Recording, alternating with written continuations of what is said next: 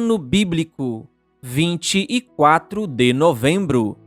Primeira carta de Paulo aos Coríntios, capítulo 11.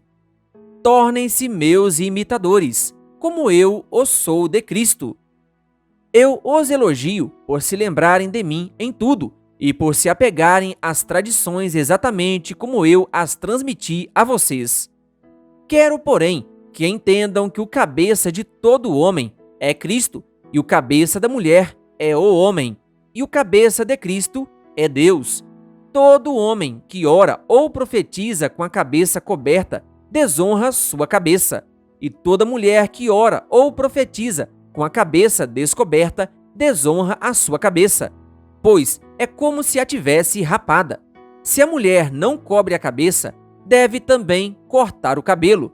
Se, porém, é vergonhoso para a mulher ter o cabelo cortado ou rapado, ela deve cobrir a cabeça.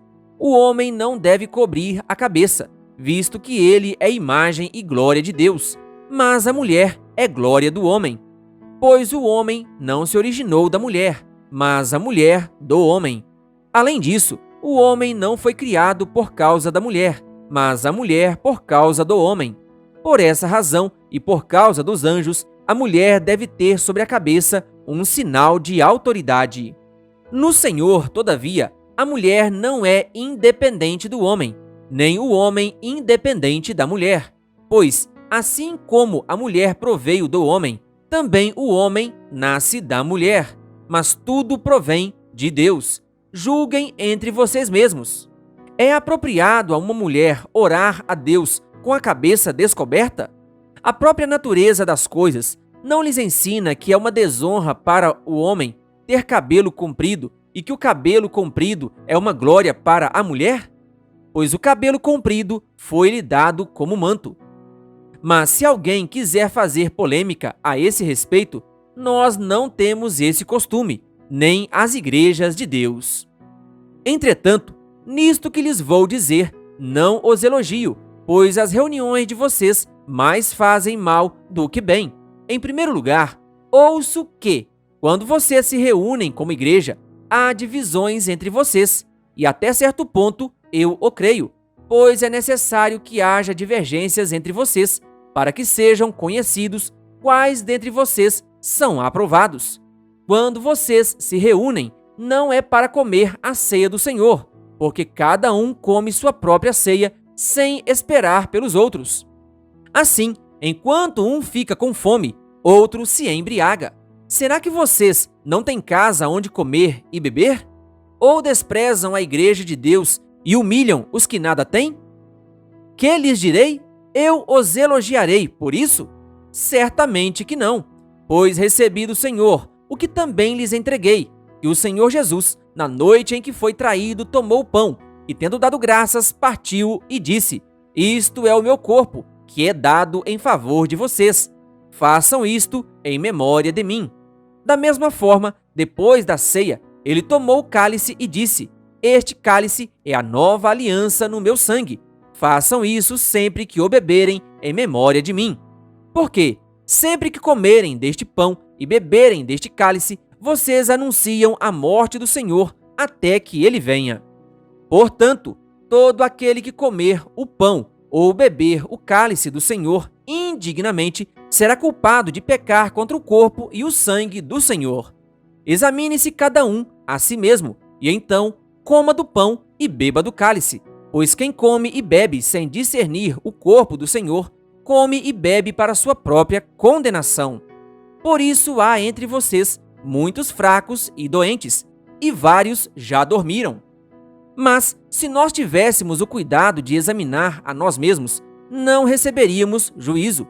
Quando, porém, somos julgados pelo Senhor, estamos sendo disciplinados para que não sejamos condenados com o mundo.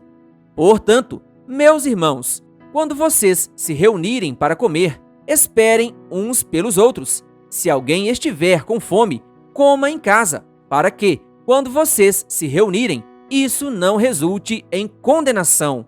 Quanto ao mais, quando eu for, lhes darei instruções. Primeira carta de Paulo aos Coríntios, capítulo 12.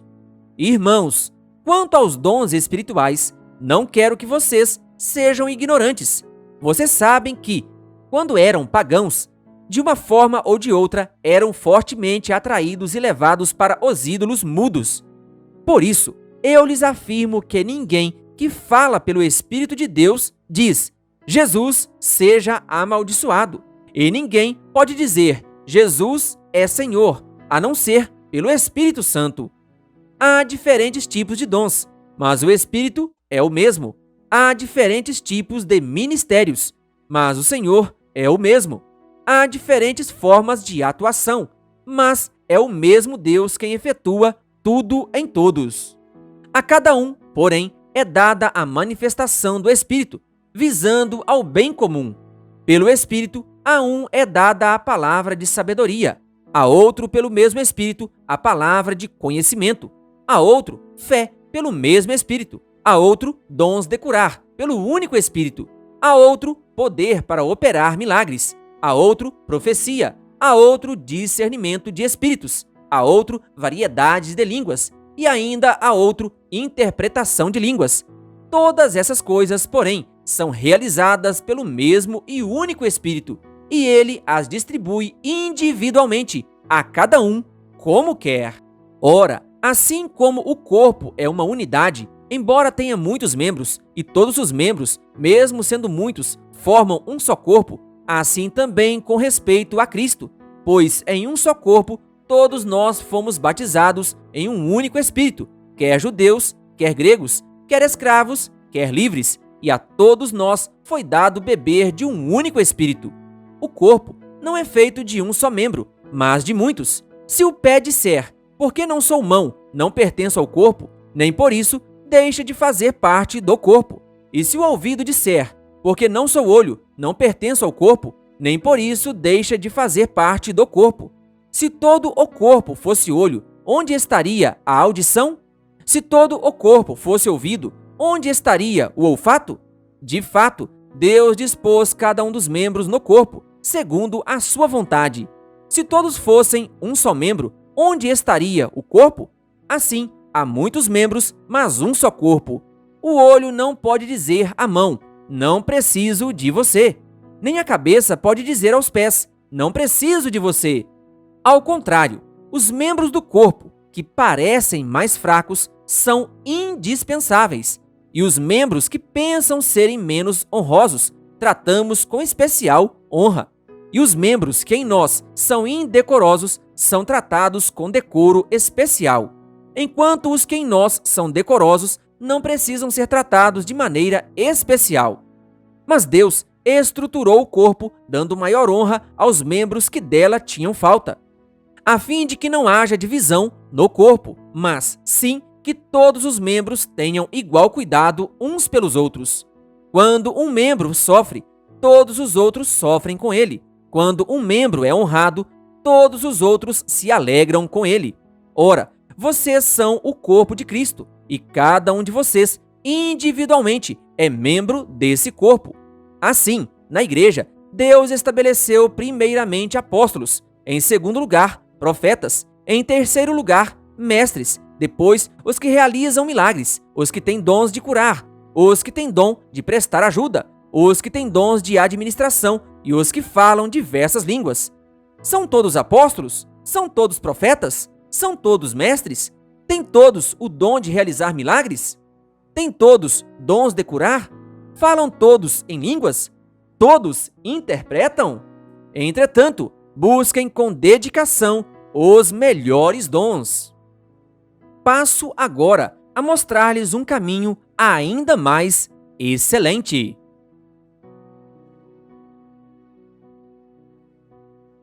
Primeira carta de Paulo aos Coríntios, capítulo 13.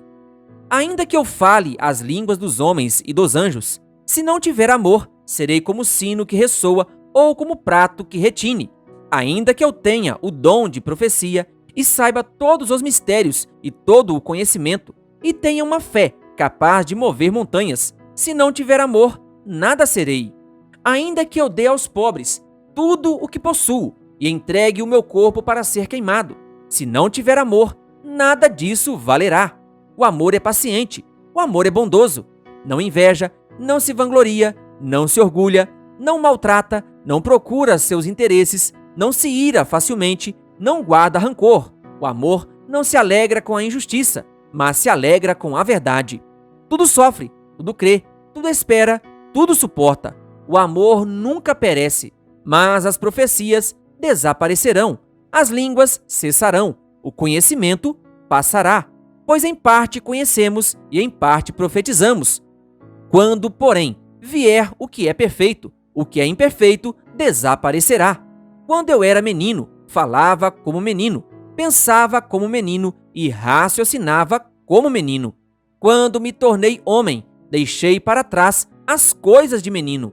Agora, pois, vemos apenas um reflexo obscuro, como em espelho, mas então veremos face a face.